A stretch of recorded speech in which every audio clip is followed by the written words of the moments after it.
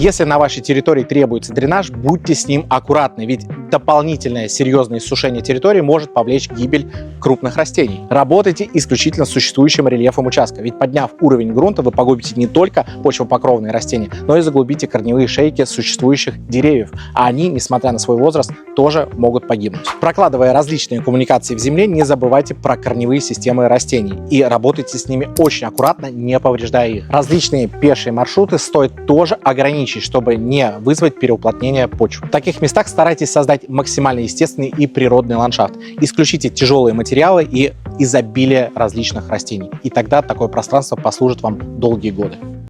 Особенности работы. Растения, которые нужно хранить. Я домой хочу. Пустите меня домой. Жужелица попала в глаз. Теперь я не один. Называйте